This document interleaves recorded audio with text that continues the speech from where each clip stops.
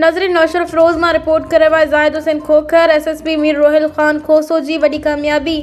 MNA Zulfikar बहन जे घर धाड़े case जा मुख्य जवाबदार पंजाब में गिरफ़्तार। नौशर फरोज़ पुलिस पारां वॾी कामयाबी हासिल कंदे MNA ज़ुल्फ़िकार अली बहन जे घर ते थियल धाड़े जे केस में पंजाब जे शहर फैसलाबाद ऐं ज़िले जंग में कामयाब कार्रवाई कंदे अहम जवाबदार गिरफ़्तार करे वरिता आहिनि। कार्रवाई SSP नौशर फरोज़ मीर रोहिल ख़ान खोसो की क़यादत में अमल में आई, जंहिं लाइ 3 SSPs ऐं 3 SHOs ते मुश्तमिल ख़ासि टीम जोड़ी वई हुई, जंहिंमें SSP Adeel Chandio, SSP Shabir सेठार, SSP Mir Rohail खोसो, SHO अब्दुल वहीद शेख, नेक मोहम्मद खोसो ऐं इमदाद जागीरानी शामिल हुआ।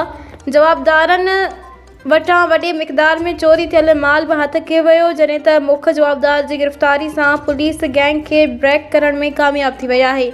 SSP रोहिल ख़ान खोसो पंहिंजी टीम सां गॾु गिरफ़्तार थियल जवाबदारनि खे वापसि नौशर फरोज़ वठी अची रहिया आहिनि, जिते शहरियुनि पारां संदनि आजियां लाइ तयारियूं शुरू थी वयूं आहिनि। गुलनि सां भरपूर इस्तक़बाल लाइ शहरियुनि जो जोश ॾिसण वटां आहे।